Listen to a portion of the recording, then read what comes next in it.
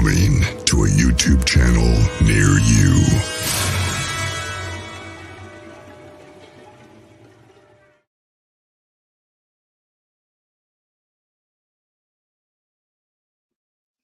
Hey everybody, how you doing tonight? Welcome. Good to see everybody out there. Liana King, how you doing? I see you there. We got Wes Stump joining us tonight. Wes, how you doing there, bud? Amy WC in the house. Amy, it's always a great time to have you here. You always keep it lively for us. Tales Told in the Dark, welcome to the show. Thank you to everybody that's listening after the live show on all of our different platforms out there. Don't forget, you can join us live, 10 p.m. Eastern, Thursday at the YouTube channel. Bigfoot Outlaw, come check us out. We love to have you guys live. You can ask questions as we go. Just remember, put them in all caps so I can see them. So we will get on with that. So please feel free to ask questions as we go. We have a great guest tonight, Les Odell. You guys may have seen Les speaking at conferences. He's been in some of the Small Town Monsters documentaries. I'm really excited to have him on tonight. Next week, we're supposed to be doing part 2 with Jennifer with the Appalachian Tales up there in bloody Harlan County. So you're not going to want to miss that. She's going to come on and regale us with some more of those fascinating folklore and tales we got going up there. And stay tuned, guys. I got a big announcement. But we'll do that after we get done talking with Les. But a big announcement coming up for the show.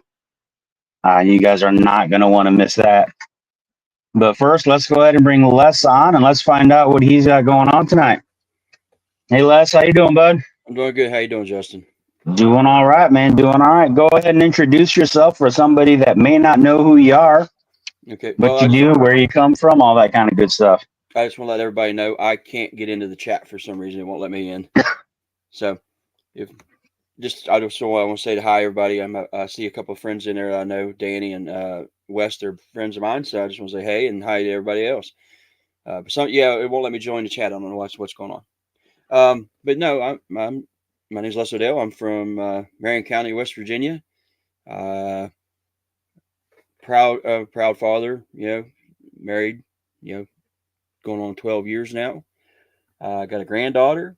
Got into paranormal when I was younger, many years ago when I was real young. Led into a bunch of other stuff. Led into Bigfoot stuff here recently over the past probably 7 to 8 years ago. And yeah, I just enjoy all kind of stuff. Just talking to a lot of people and what they have to say and listen to many stories here in West Virginia.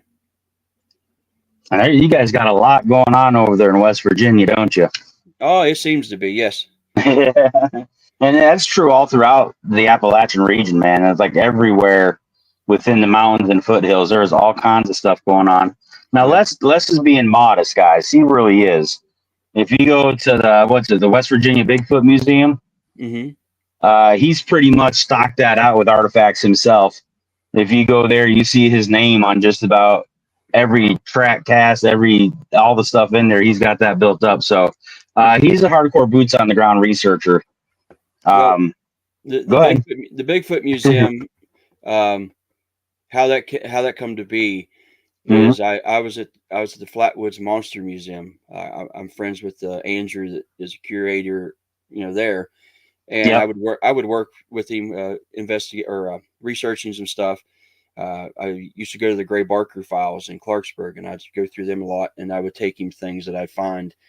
And then one day I went in, and he's like, he said, "You're in Bigfoot, right?" And I'm like, yeah, somewhat. And he said, "Well, there's a store down the road. They just opened the Mountain Laurel Country Store, and they have a Bigfoot costume down there that they use for like promotions and just parades and stuff like that, just different things." And so I was like, "That's cool." So I went down and I walked in and I'm walking around. It's just like a little mom and pop, like consignment store, like country store. People, people have things in there as well. And I'm looking around, and the owner, Lewis, or Lou, we call him Lou. He said, "Can I help you?" And I'm like, "Yeah." I said, "I hear that you have a Bigfoot costume." And this man, if you knew him, no nonsense dude, real patriotic dude, just. And he looks at me and he said, "Well, who the hell are you, and why do you want to know?" And I'm like, yeah. And right at that time, his son walks in, David, and he said, "Hey, Dad, that's the guy you've been watching on YouTube and stuff about Bigfoot here in West Virginia." And so we struck up a conversation and built a rapport with each other and a friendship, and got to the point where they were talking about starting a museum, Bigfoot museum in Sutton. Mm-hmm. And I'm like, yeah, that'd be awesome. Not only for the subject in West Virginia, but also for the town, because Sutton's just a small town. I mean, it's one of them little West Virginia towns that it's kind of dying. Well, at least it was. I mean, it's starting to boom up now a little better. And I like, yeah, I'd like to see it for the town. I also like to see it for West Virginia tourism. Something that'd be really cool. So I said I'd donate whatever I have, which was a few casts that I had that I found in West Virginia, and my binder of reports that I've taken and interviews I've done with people, and they took it and went through it, and we picked out a select few that was allowed to share. I had permission to share, and they put that out on the top of the cast. That were in the museum, and that's basically how the museum got started. It has slowly grown. Now there's me, Daniel Smith. They have a section with Jeff Meldrum. I think they're building up a section now that's where Lyle Blackburn is donating some stuff from the Boggy Creek Monster. There's a nice gift shop and stuff. So yeah, it's grown. That then led into a festival. Like when we had the soft opening of the museum, it was just the case that I had my cast in. That was it. And we had a news station come in, and they were talking to us, and David's like, "Yeah, I think we should do a festival. We really should do a festival." And me and Laurel, David's mother, looked at him. He's like, "Well, when would you like to do that?" And he's like, "How about when the hard opening is for the museum?" And we both looked at him and was like, "Well, that's only 3 weeks away." So in 3 weeks, we put together a festival. I rounded up some speakers and stuff, and they got everything else in place. The town thought it was just probably going to be nonsense. Nobody was going to come. The fire department that's next to the museum bought enough food. I think it was for 100 or 200 people. They thought that would be it. Mm-hmm. They sold out in like 10 to 15 minutes. Wow. Sold out. So they were panicking or rushing around buying hot dog stuff at the local Walmart and wherever they could get stuff. They estimated somewhere between 12 and 1,500 people came, that first time. Fantastic. It's now the 4th year. Next year will be the 5th. It went 12 to 15, and I think it was like 4 or 5. Third year was they estimated somewhere between around 8,000 people. This year was a 3-day event. There was about 20 to 30,000 people that showed up this year. So wow. They're assuming it's going to be like that again next year. So that's fantastic. I know people in Appalachia, Tennessee, Kentucky, West Virginia, they're starving for these festivals, man. I don't know what it is, but it catches fire. I know last year, Jennifer and I, my fiance, we put on a ghost walk. Right. It was just a simple ghost tour walking through the town. And we had like 5 or 6 different stops. And we figured 25 people, 30 people might show up. You know what I mean? Just kind of a real small, low-key thing. And I think we got up to 250 some. Nice. Was our final count, like 253. Well, it was nice, but the problem was we weren't prepared for that many people, right? Because we just had like one tour going. We didn't have multiple tours leaving. And the way we had it set up is we had like actors at each different location. And we had a town elder basically would take you to the location, give you a brief rundown. And then the actors would kind of act out a scene of history that had to do with that building as a ghost. Right. But we didn't have like audio equipment. We didn't have anything like that. It was just these guys on the street doing stuff. So it was like a huge success. We just did not plan for it. But even now, Jennifer and I were planning stuff this year, but we won't be able to just because of our health stuff going on. But we got people getting hold of us saying, "Hey, we need to do this again. We got to do that. We got this idea here," and people are just eating it up. Right. They really are. Oh yeah. And that's great that it's blowing up so big over there. Well, I know. Go ahead. It's to me, I never expected it. I mean, because growing up, we never, it was here in West Virginia, even up to a few years ago, many people didn't talk about much. You know, they didn't talk about certain things unless you were in that circle. You know, then you Right.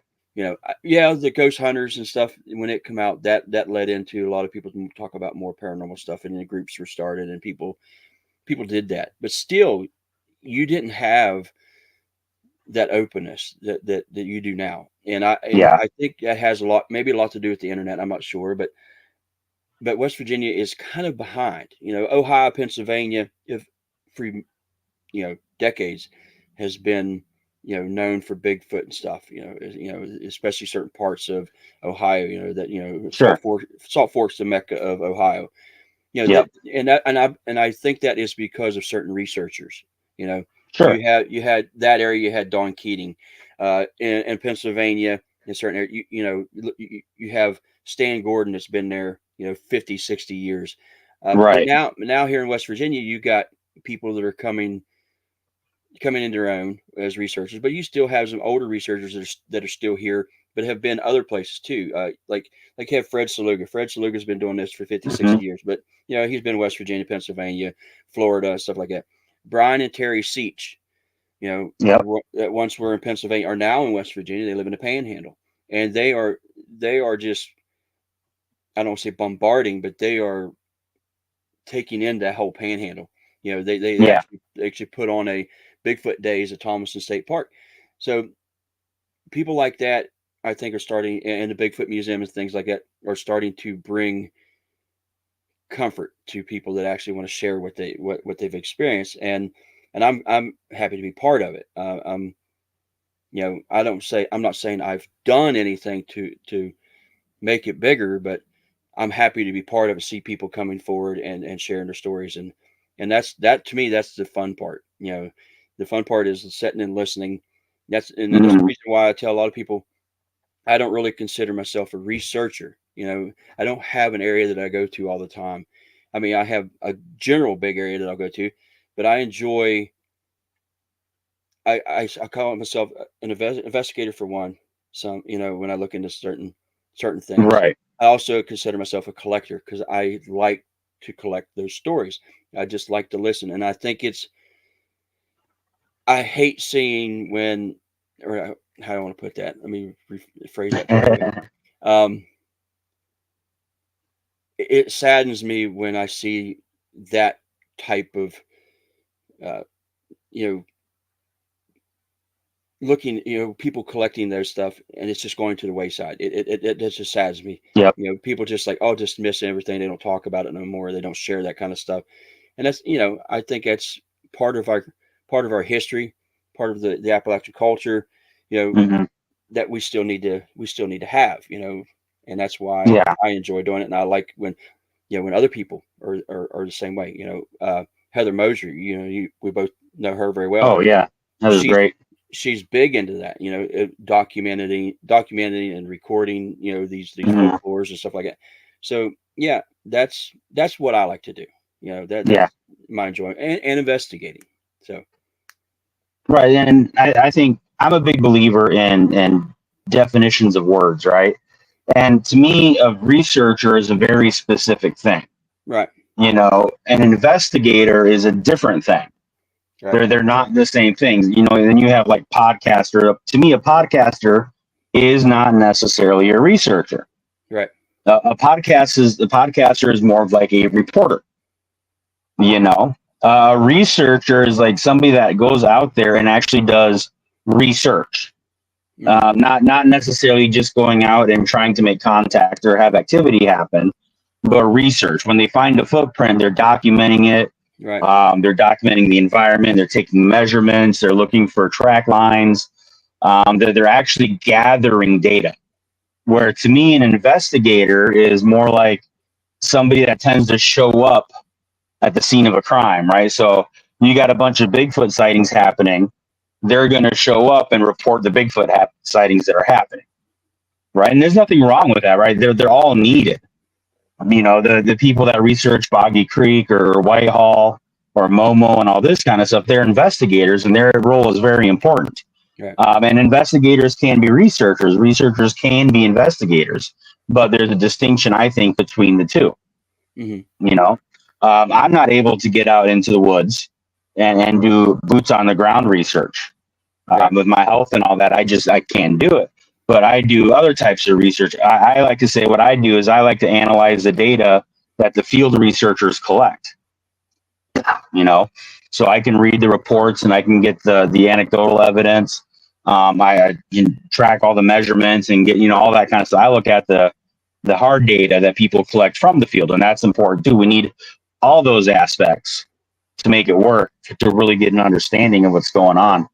And what I love about West Virginia is, you're right, it's kind of, I don't want to say unknown, but it's kind of in the shadows when it comes to Bigfoot activities, especially Bigfoot activity. And I think a big part of that has to do with the people of West Virginia, the terrain of West Virginia, right? Because in a lot of states, there's a lot of commuting and traveling and integrating all across the state because it's easy to get around. And like in West Virginia, anywhere in the mountains, your West Virginia, your North Carolina, Tennessee, when you're in a mountainous area, and West Virginia is huge mountainous country, things tend to be a little more isolated. There's not as much of that free flow. Right. You know what I mean? And especially out of the country, because West Virginians are like a lot of Appalachians, just kind of, you know, let us be, we'll let you be, and everybody's happy. We don't want to necessarily mess with everybody else, you know? And so I think bringing this out more, especially with the documentaries, like the Small Town Monster Crew's done a lot of stuff in the area. I think that's really important. I think that is having a huge impact in West Virginia and in other areas of Appalachia, bringing that stuff out. And I think you're right in that, man. I think you are a major part of that. I really do. So don't sell yourself short on that. I appreciate it. Yeah, not a problem. What first got you into it? Like, is there an event? Was there just a family thing? Like, what was going on? Paranormal or into the, I mean, Bigfoot, paranormal? Any of it. Anything weird, anything pertaining, whatever kind of got you started into the mystery stuff. Okay. When I was about 8 years old, I say 7 to 8, but when I sat and think about it, I knew what grade I was in. I was in second grade, and it was during the summer of my second grade year. My birthday's in April, so I had to have been 8 years old. And well, when I was a kid, we moved around. We moved a bunch, and we would move like once a year, sometimes a couple times a year. And I later found out why that was, that was, and that was because, you know, my dad was a Vietnam vet. He was going through PTSD, or, you know, shell shock, what they called it back then, and just certain things that caused him. Well, there's a whole bunch to it, but anyway, because of that, we would move. We would move because he was experiencing stuff, thought stuff was going on. You know, thought he was being basically haunted by certain things from his wartime. And well, we moved into this farmhouse. It was a farmhouse that was built like in the mid to late 1800s. I can't remember exactly, but it had a barn. It had a big block building for a chicken coop. It had a tractor barn, shed. We actually had an outhouse, believe it or not. We had a smoke shed and everything. And when I first went into that house, I had the oddest feeling that it just was uneasy. And there was times I felt like I was being watched in the house, you know, and you know, a lot of people say, oh, you just pass it off as a kid, you know, just as a young kid. It's his imagination. Well, we were there for a little while, and the room that I slept in, I shared with my brother. We had bunk beds, and it was right off my mom and dad's room. And the really weird thing, or really cool thing about the house, it was so old that we didn't have switches. We had push buttons. You had these little push button lights in our bedroom. And I was, like I said, I was afraid of the house a little bit. And I'd push the button, and for some reason there was a delay on that switch. The contacts were old or something, and it'd give me 2 or 3 seconds to run and jump into bed. And that was because I was kind of afraid of the house. Well, after being in there a little while, I started to notice these shadows that I call them blob shadows now. They were just like, there's no shape to them. They were just around 2 feet tall, 2 to 3 feet tall at the most. That would move across the wall on the other side of the room. And let me set the room up first. You walk in the front in the door, and then off to the left, our bed was in the corner, and over to the right across the room there was a window, and then we had a wardrobe thing, or my mom called it armoire, or whatever the heck those things were. There was a freestanding little closet thing, and it was on the other wall. Well, where that was on that wall, or that piece of furniture was on that wall, I would see these shadows. I'd watch them, and I could see them moving, and they'd go from the corner to near the window, and it scared me. It just scared me half to death. And I tried to yell for my dad, and I tried to scream for him, and I couldn't. I was just too terrified, and I'd cover my head up, and eventually the shadows would go away, or I'd fall asleep, one of the two. Well, that happened several times, and then one night I was in bed, and I was like hoping that I wouldn't see him again. Well, the shadow started again. I could see him moving, and this time in the corner, which is diagonal across from where our bed was, where the shadows originated from, I seen this thing standing. It was, pretty tall. I can't say how tall, but I remember the house had like 9 or 10 foot ceilings. I think it was 10 foot ceilings, and it was so I estimated probably about 7 foot tall or so. But it was a shadow. But it had form. I could see the head. I could see the shoulders. I could see its arms. I could see the torso. But from about the waist down or so, it was just solid. There was no shape. It was just black. And this thing was extremely black in color, and it never looked anywhere but down the wall where the other shadows would go. And I later gave it the name the overseer, because it seemed just to oversee what those other ones were doing. And that happened again. I would try to scream for my dad, and I'd hide and whatever, and it'd go away. So that happened a few times, 3 times that I know for sure, that I remember very distinctively. But on the third time that it did happen, I remember sitting up, or laying in the bed, seeing this thing in the corner again, and instead of just covering my head up, I actually sat up. I sat up in my bed. I scooted back into the corner of where the headboard was against the bed or the wall, and it went from watching the shadows go down the wall. It turned its head toward me, and within just like a blink of just like that, it came from over, or came across the room underneath. It ducked underneath the top bunk, put its arm, it hit like its hands down on my bed, and leaned in, and it was within 8 to 10 inches from my face. It didn't have any facial features. It didn't have any shape to it, or like, ears or anything. I could just see the head, the shoulders, and the arms.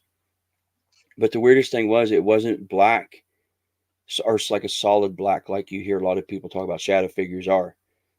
It was, for I guess lack of better words, like almost like smoke rolling around inside this shape.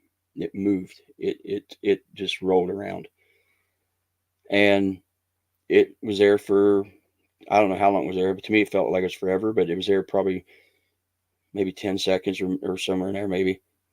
And it backed up, stood up, turned to its left, and I can't say walked because I didn't see legs. I just say floated or glided through the doorway into my mom and dad's room, turned to the left, and was gone. I never did see it again, because we moved not too long after that, and so, but I never did get to see it again. And that's basically how my interest started. I instead of running from what had happened to me, I at 8 years old, I started looking for books. I read books, even if just kids' little ghost books. I read, anything I can find. I would listen to ghost stories from people. My grandmother she liked to tell stories and stuff. I listened to them. And then eventually people found out that I was interested in it, and they would tell me things, talk to me about their experiences. This is still like when I was a teenager in high school and Mm-hmm. stuff. And I would talk to them. They're like, "Hey, you believe in ghosts and stuff?" And I was like, I believe in something. And so that led to years later. My son, I was married. This was my first wife, and we had divorced or split up. We hadn't divorced yet, but we'd split up, and my son would come over every weekend, and he'd come over, and I'm like, every weekend I was like, "What do you want to do?" I said, "What do you want to do this weekend?" And he looked at me and said, "Hey, I like to go ghost hunting." And that's when, I'm like, "Oh, cool. That's cool. We'll do that." So I went out, bought, I started out with the little tape recorders. I had the little tape Mm-hmm. recorders, stuff like that. And I would buy little disposable cameras. Then I got to where I bought just digital recorders, and I bought the typical, digital camera. I even had the Polaroid there for a while. I had one of the little Polaroids, and we would go to places and just, enjoy it, have fun, and see what we can catch. And so it was a while. It went on for a little while. It was a few years after that we finally caught our first EVP, and thought that was really cool, and decided to start a little group. It was him, my brother, uh, my friend. Well, my brother was there for a little while, then he couldn't do it anymore. A friend of mine, and then my nephew, and there was a couple other people who come in and every so often. We started going to locations. We got people started saying, "Hey, come check us out," and we'd go to graveyards, or we go to supposedly there's a haunted tunnel. We go to check that out. A haunted church. We go check that out. Um, so we did that for a while, and enjoyed it, and caught a lot of cool stuff. And then life gets in the way. People, got to go their way, separate ways, and somebody had to do, their job took them here, and this and that, and well, that left just me and my son. So we still do things together, and we were still doing, because we've done some residences and stuff over the years too, but we've done a couple of those after that, and then we would just discuss things. And one day he goes, "Hey, what do you think about Bigfoot?" I'm like, "I think it's really cool. I mean, it's a cool subject. I don't know a whole bunch about it. I know the typical stuff. I knew the Roger or the Patterson film. I knew Boggy Creek. I watched it when I was a kid, and, things like that. But it never, even the story, like when I was from the town I grew up in, there was a story there of a creature they called the Granttown Goon, and I never put it together as a kid that was a Bigfoot type creature. So, but I was like, "Yeah, it's cool. It's really cool." And he said, "Well, I've been listening to a lot of podcasts," and he said, "I'm really getting into it." And so I started listening to podcasts. I listened to the ones about probably everybody else did, is the confessionals, and uh, you know Wes's the Sasquatch Chronicles. Chronicles, yeah, Sasquatch Mm-hmm. Chronicles, stuff like that. And so I started getting into it a good bit and listening to that. And people, or my son's like, "What do you think?" And I was like, "Well, I think it'd be really cool here in West Virginia to start a page on Facebook, see if we can collect these stories, whether it's Bigfoot, aliens, what, it didn't matter. It didn't matter. But, I really wanted to hear some Bigfoot stuff." So we started West Virginia Cryptids and Strange Encounters. And it started out slow. I'd do a lot of reading. I'd do a lot of like research into newspapers and stories. And I would find stuff to keep it going, like monster of the day, or, ghost story of this area. And I would, put that on there. Well, I posted one story from uh, Huntington, West Virginia, about the lady in white on the Fifth Street hill she was like a hitchhiker, that typical lady in white hitchhiking Mm-hmm. story, whatever that, you hear that all over the place. All And right. people are like, "Yeah, I remember that story. We experienced that. We seen her." And that was like in February of the year after we started the page in October. In February, was like a couple hundred people in there, and then the people started like, "Oh yeah, I like that. I like that story," or and it got shared a whole bunch. And next thing I know, from February until like March or April, it went from like 200 or 300 people, and then we got like 3,000 or 4,000 people, and then it grew and grew, and now it's up to, I don't know, I forget how many people come on there or on there. It's like 20 some thousand people or something. I forget what it is now, but that's beside the point. I mean, I don't really look at the numbers, but because I enjoy getting the people to share their stuff. Yeah. So the people would send me stuff and send me stories, and then I put something on about Bigfoot, and I don't remember exactly which one it was, and that's when people are like, "Yeah, I've seen it. I've seen it here. I've seen it in West Virginia. I've experienced it. Or we've heard it." And I would collect stories, and then people are like, "Can you come check out my area? You come and check out my property. You come and look and see what you think." And so I started doing that, and that's basically where it's led to now. I'm still doing it, and I've just spent a whole weekend this past weekend in an area that's has some kind of strange stuff going on that people contact me about, and I'll be going back there in a couple weeks. And like, and Wes that's in here, you see in the chat room, he's he contacted me about his sightings, and I've been to his property, and we've become friends. That's what that's, to me, that's part of it. Building rapport with some of these folks, and keeping up with them and being friends with them, and the companionship you gain from some of them. And while I was down in an area, with Danny Buckner there, he and I were in an area called Bluestone Lake a couple weeks ago. On the way back from Bluestone Lake, I stopped and seen Billy Humphreys. I don't know if you know who Billy Humphreys is. He was his Bigfoot sighting got a lot of attention. The picture he took, he ended up on Find the Bigfoot Expedition Bigfoot, and all kind of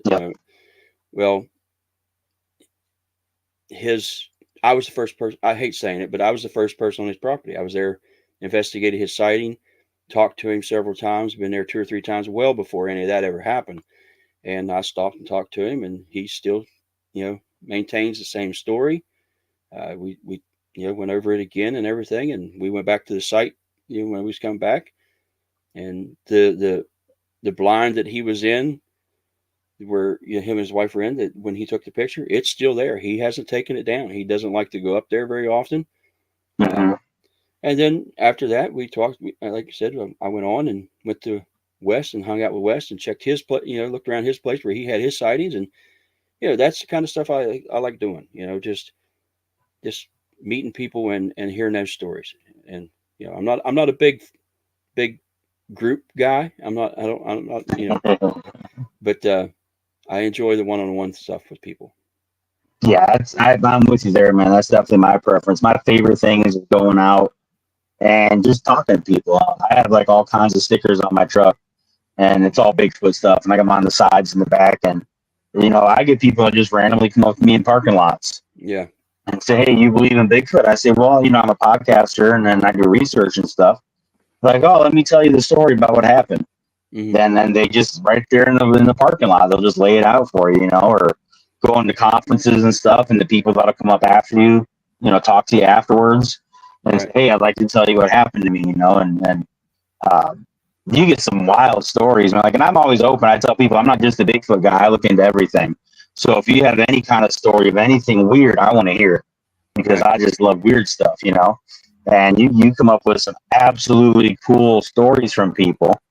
And I got several of them I'm friends with on Facebook now, and I'll still interact with them. And hey, you got anything new going on? Or they'll message me new videos and stuff. And I'm with you, man. I love doing it. Jennifer sets up a lot of events for me, and we do a lot of very small, intimate. One of our favorite things to do is have like a dinner. We'll get a room at a restaurant up there in Harlan somewhere, and we'll just tell people, come in. Like, we don't pay for it. Just come in and have dinner with us and listen to these guys talk. It might be me. I think last time we did it was like me and Matthew Delph. And we sat there and we just talked about different stuff, and they could come up and ask us questions, and just real intimate, one-on-one, just kind of hanging out and talking. And I enjoy that more probably than I do the big conferences. Right. I really do, because that's what I'm about too. I'm not looking for a name and all this kind of stuff. I just want to get out there and talk to people, and then hear what they have to say. And then, try and start connecting some of these dots, trying to put some of these puzzle pieces together, because I'm one of the ones that believes it's all connected some way. Right. I'm not saying that Bigfoot are aliens or anything like that, but I believe anything in the paranormal realm, I believe, is connected within that realm in some way or another. You know what I mean? And so I like to hear the stories and all the connections and stuff going on. So yeah, I'm with you on that one. I enjoy doing that. It's fun seeing your people here in the audience. I'm really glad that you said Danny and Wes are some of your people. Mm-hmm. We've had Susan sneak in. Hey, Susan, how you doing? She helps us out a lot. Brian. I saw Jennifer sneak in there. Georgianne, welcome, guys. Welcome. So right now you're mostly doing into the Bigfoot stuff, right? I know you said you don't necessarily have a specific area, but do you have any active investigations going on that you can tell us about, like where maybe a habituation site or anything like that happening out there? The active case that I have going on now isn't Bigfoot related. Okay, that's fine. Yeah, like I said, I get into all different kinds of stuff whenever people call me. If you would say active cases, not necessarily as far as Bigfoot. I don't have anything that's ongoing that people are. Okay. I still talk to people that have had experiences years ago or a couple years ago or something like that. I keep in contact with them, see if anything has changed. Okay. But no real sighting, no real case like that. But I am on a case, I guess you'd say. People were having. I just talked about this on my show just a bit ago. They're seeing these strange lights on their property. Okay. And I was asked to come and check them out. And then they started telling me about some other stuff that's going on the property that may or may not be related to the lights. I don't know. Mm-hmm. But I went in and like anybody would, hey, people tell you about strange lights.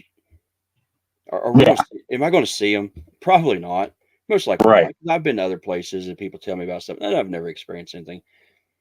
Well, I went to this property.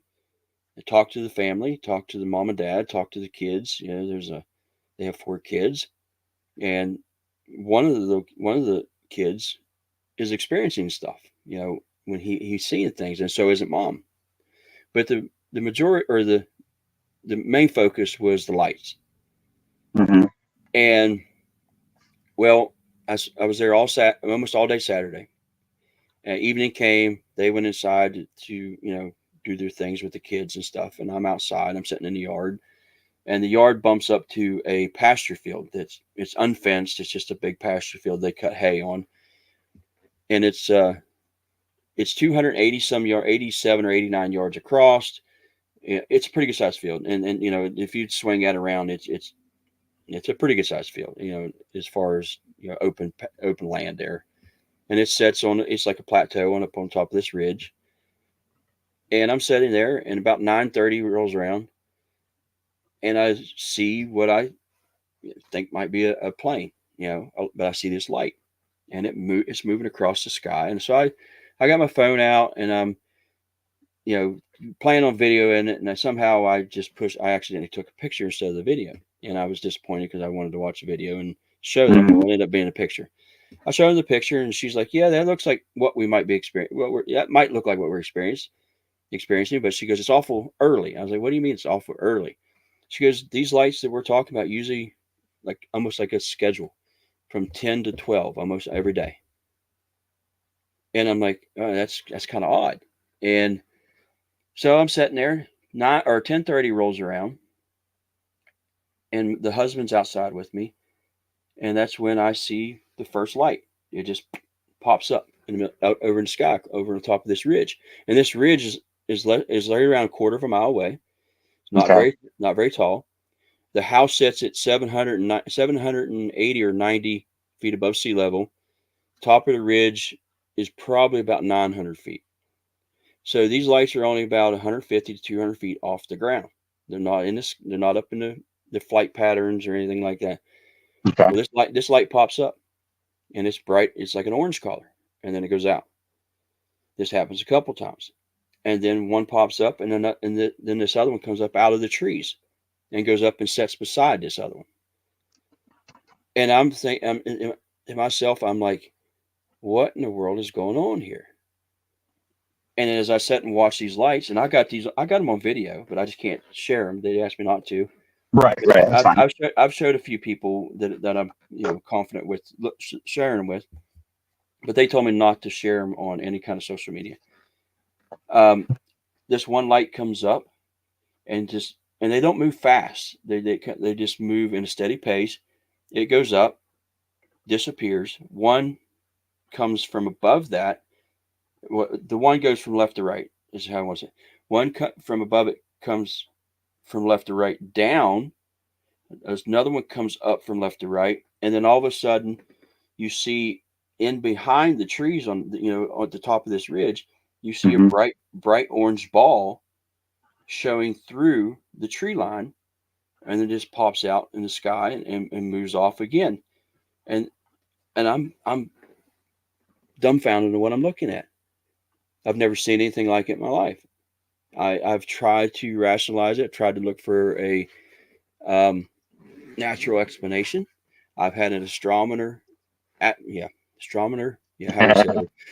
A friend of mine look at it, and he's like, yeah, that's definitely not a celestial event at all. He said they're way too low. I had another guy look at them, and he agrees that it's either, like, I think like I'm trying to rationalize myself, that it's something natural, or it's some type of UAP or UFO, whatever you want to call it. Right. But these things have happened. These lights have been going on since they moved there. They moved there a little over a year ago. They built their house. And then they started noticing. But the property belonged to the gentleman's family for years, for like 50 or 60 years. And it's always just been a pasture. There's never any homes up there. So nobody's ever seen these lights, or in the past, or at least nobody's ever reported them. And they just, after 4th of July celebration one time, they noticed this orange ball sitting in the sky, and then he's like, yeah, it's got to be. He said that's because he knows planes. That's all I can say. He knows planes. Put it that way. Okay. And he's like, that's not an aircraft. And he said that looks odd to be a star. And then as he's watching this ball light in the sky, one comes up out of the trees and comes up and sits right beside it and stops. They've seen them do triangle patterns. They've seen them move in different other flight formation, or not formations, but directions. They actually had one even come over top of the house. She sent me videos last night of lights, happening again. But they don't know what's going on, and they've asked me to come down and check it out. And I hope to go back here, not this weekend, but the following week. I don't know. I don't know what I'm going to do. But it's just to have a deeper look at stuff, because when I was there this past weekend, I'm so dumbfounded about what I'm seeing. I've got thermal there, night vision and stuff. I don't even think to pull it out and you see if they have a heat signature or anything, because I'm like, right. I'm like looking at, because I've never seen anything like this in my life. Sure. And I was like, they're like, you think it's UFO related? I was like, I don't know. I really don't.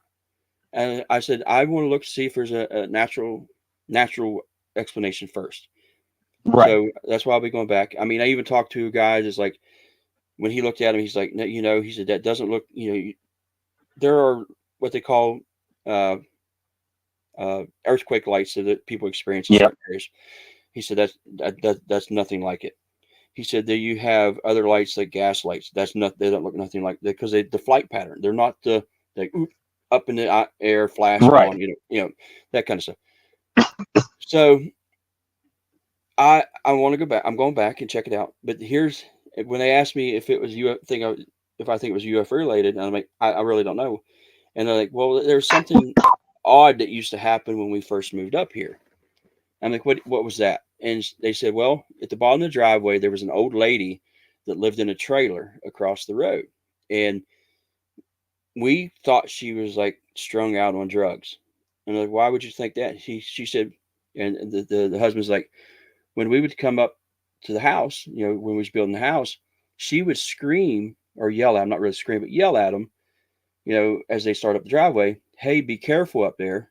Aliens land in that field. And he's like, we just thought she was just some crazy person. He said, then we started experiencing lights and the other stuff that we're experiencing here. And yeah, it's just the coolest thing I've seen in quite a long time. Yeah, that's wild, man. Lights are always fascinating because there's not a whole lot you can do with it. If you really think about researching them, all you can almost do is document them. Mm-hmm. And then you can basically kind of like mark off what they're not. Right. Like you said, they're not an airplane. They're not a satellite. They're not ball lightning. Right. Because these all have specific characteristics. They're not, like you said, earthquake lights. They're not. But that what else can you do? You can't necessarily prove what they are. Right. You just basically document them and then learn what we can out of them. Lights are cool. I know I've got a lady, she's in West Virginia, and she described to me a light on her property, but what she thought was a flame during the day. She had thought that somebody had like lit a bonfire or something, and that ash or something had floated through the air and landed in a tree in her yard and has started it on fire because it looked just like a flame. But as they're watching it, the flame started moving around the tree. Right. And it started floating and went to a different tree and stuff. So it was like its own separate thing. And I thought that was fascinating. I'd never heard that before. And then a couple years later, I found a YouTube video literally showing exactly what she was describing. Right. And then so I sent it to her, and she's like, that is almost identical. She told me where it differed a little bit, but she said overall that is exactly what it was. She's like, do you know what that is? I'm like, I have no idea. I don't know of any way to tell what that is. We can come up and we can say, oh, it's a fire elemental or it's this or that, but the reality is we don't know. And just like your lights, just like what the Brown Mountain lights, all that kind of stuff, there's no way of knowing what they are. But it's important, like you're doing, getting out there and documenting it and doing the research that you can on it. That's awesome. I'd love to find something like that. That's cool because I can do that. I can sit in somebody's yard in a lawn chair and watch something in the sky. I can handle something like that. Well, the following morning, the husband and I, we actually went to the bottom of that ridge, because it's pretty steep. So I have plans on trying to get to the top of the ridge. Okay. Finding a way up because it's pretty steep. And I would love to sit on that ridge at night to see what happens. Because like I said, these lights, I've had people like, well, maybe you're seeing satellites. Maybe no, these lights are not that high. Like I said, right. They're coming up from behind the trees in this area or through the trees. And if you look at Google Map, like a satellite image, there's nothing back there. There's literally nothing. You got the one ridge, it goes down into another valley. You got another ridge, goes down another valley, and 3/4 of a mile away is the nearest road. There's nothing. There's no houses. There's nothing. Well, and the fact that you can see them coming up out of the trees. Right. I mean, that's huge. That is a huge way to knock off a lot of that stuff. Obviously, it's not an airplane, but it's coming up out of the trees. Right. Obviously, it's not, a sky satellite because you're literally seeing it come up out of the forest, in front of trees and behind trees. Yeah. So that'd be really cool. Yeah, I've heard a lot of people, speaking of the Brown Mountain lights, trying to go and find the source. Right. And I know they've never been able to because they say once you get out of the right alignment, you can't see it anymore. Right. But yeah, I think that's definitely a good direction to check to try and pinpoint at least an area on the ridge where that phenomenon's happening and see if you can't get out there. Yeah. And then camp out or grab a tent and camp overnight or something and just see what you can do. I think that's a good way to check into it. You have to let us know what happens with that. Absolutely. Yeah. I don't know if I'll make it to do that this coming weekend. I just want to go. I'm going to go and watch them again, and then document them, Sure. or want to document them a little more. Then do what I should have done Right. the first time. Bring out, see if there's a heat signature and stuff like that. Like I said, the first time because I've never experienced it. I've never seen anything Right. like this, and I'm dumbfounded. I mean, just completely baffled by what I was watching. So Sometimes you got to get the experience and yeah. the dumbfoundedness and then the awestruckness out of the way. So And, now my now your investigative wheels kick in. yeah, and I've been ever since that happened. It's been like, what could it be? What could it be? And I'm thinking, Sure. and I'm like, yeah, I got to make sure I do this right and see if I can document other, maybe some other aspects to them, But yeah, Mhm. that's what's ongoing right now. And like I said, there's other stuff happening on the property that Right. might or might not be related to them. So May or may not be related. yeah. That's fantastic. I know I talked to you a little bit on. I shouldn't say I talked to you on Facebook. I put a Facebook thing out there. I want the audience to know. I'm looking at putting together a kind of a big Q&A roundtable for everybody. Mm-hmm. Les has agreed that you try and come on and be on the roundtable. I've got several other people, obviously depending on scheduling. I've got Daniel Benoit, Greg Yost said he might come on. I'm trying to remember. There was a lot more people than I thought responded to that one. So just the audience, keep an eye out for it. I don't have it scheduled yet, but we'll do a live roundtable with a bunch of these guys. Some of the ones we've had as guests, some we haven't had as guests yet. I know Jason Scott and David Reagan from Paranormal 411 said they would come on. Just a bunch of people. I think that'd be a really good time and have a lot of fun. But that one will depend on the audience to give us the questions and stuff. What I was thinking is having Jennifer come on as kind of our moderator, and then she can kind of ask the questions that, if we're kind of lagging on the audience and stuff. So guys, look forward to that coming up. So that was one of the announcements I want to make, and Les is in on that one. We're starting to wrap it up here. Les, where can people find you and contact you and kind of interact with you? Maybe see your research, stuff that you put out there. Where can they get a hold of you? You can just look up West Virginia, or WV, Cryptids and Strange Encounters. That's the page. You can go through there and see. That's a Facebook page. I guess I'm not technically savvy enough to have a website or anything like that, but you can go through there. You'll find stuff I've put on there. You can see the stories that I've put on there, and reports I've put on there. Yeah, you can friend me through there. Friend me through here. Just look, or Facebook. Just look up Les Odell. You'll find me. That's about it. If you have an email you want to send me, if you have something strange you want to tell me or share with me, at wvcase304@yahoo.com, and I'd be more than happy to go back and forth through that way. And yeah, that's pretty much it. I'm not into the whole Twitter, Snap, whatever, all that kind of stuff. So, right? No, I'm with you there. I don't mess with a lot of that stuff. I was telling you earlier, I'm having a hard enough time with some of these technical difficulties going on with my StreamYard. And then I'm trying to, and it's funny because, man, 20 years ago, I consider myself pretty computer savvy. Yeah. Even up to 30 years ago. But I guess it's just what happens when you get old is eventually the technology outstrips you and you're kind of get lost, and I don't understand what all this can do and all that. Yeah. There's so much out there. All right, guys. So big announcement coming up.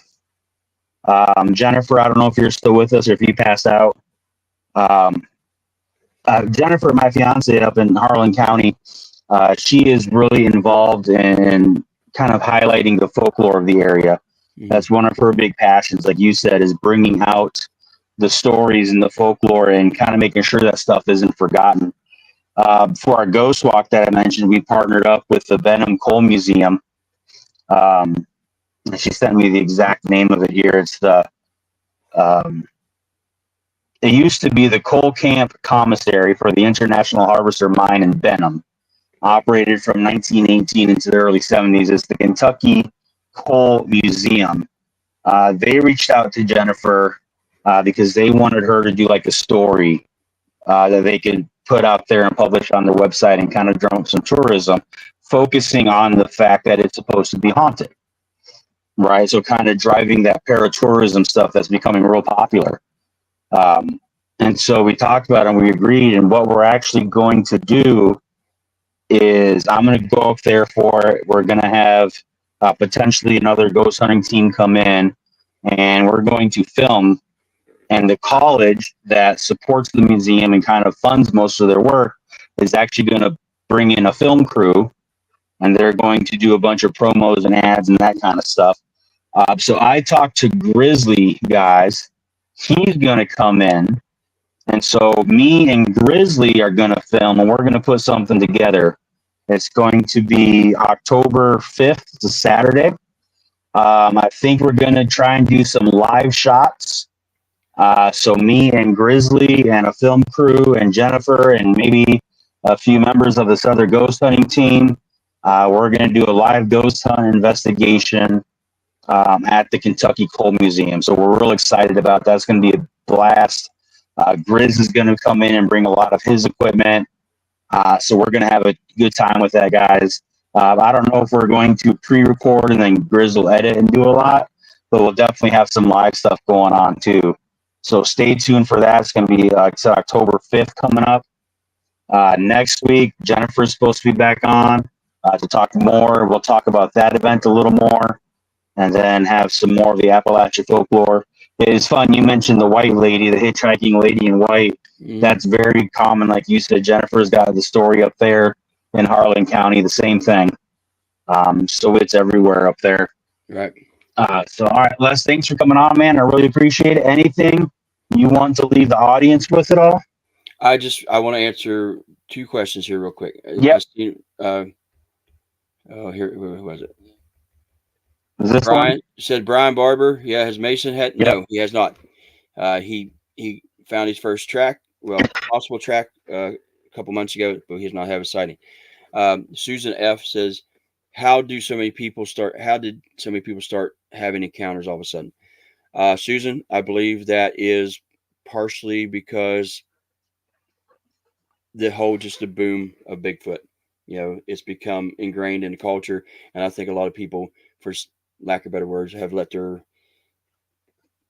sense or let their imagination run wild. I think there are a lot of mistaken identities when it comes to it. So I think that's what. I don't think people are actually having as many encounters. I just think a lot of people are just Sure. thinking they are. And again, in some of the areas that people are having encounters, I think it's COVID did ramp that up a little bit because a lot of people got out more, especially in some of these areas where there are encounters. So I think the encounters are coming because there are more people out there. But like I said, I think some of them definitely are.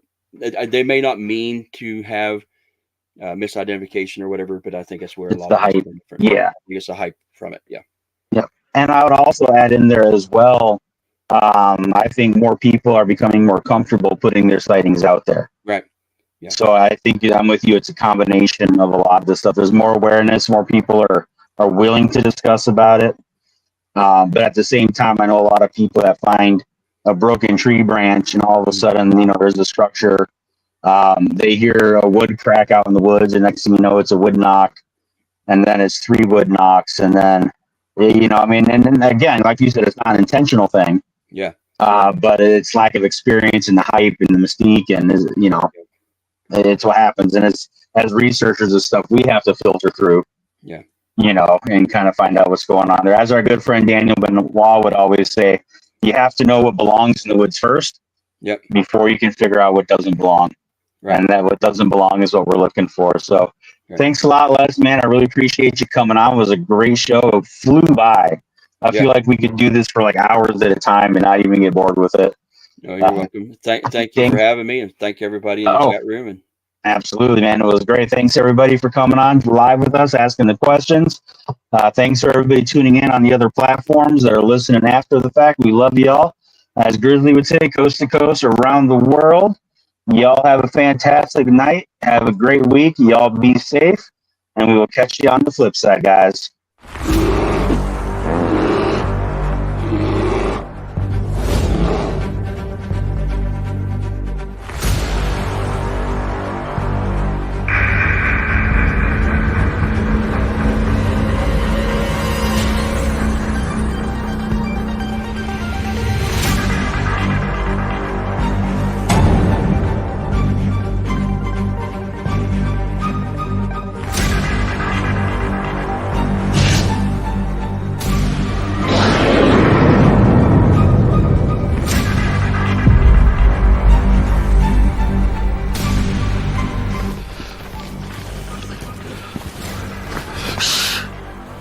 It's a grizzly.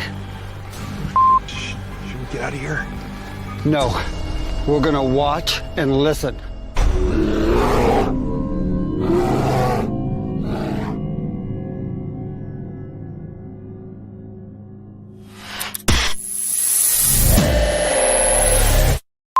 Action.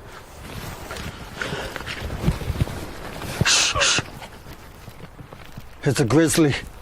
Oh, shit, should we run? No. Action.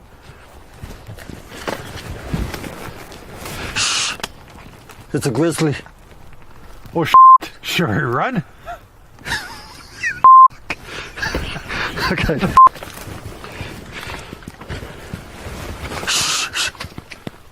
It's a grizzly. Are you sure it's not a chipmunk? Action.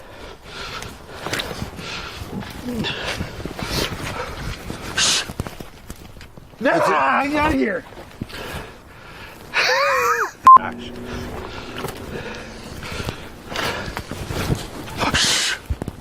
It's a grizzly. I'm out of here. Huh. Maybe it is a chipmunk.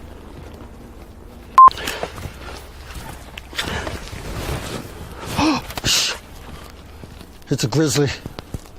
Are we gonna die? I don't know. We're just gonna sit here and listen and watch. Let's get out of here, maybe. Fall!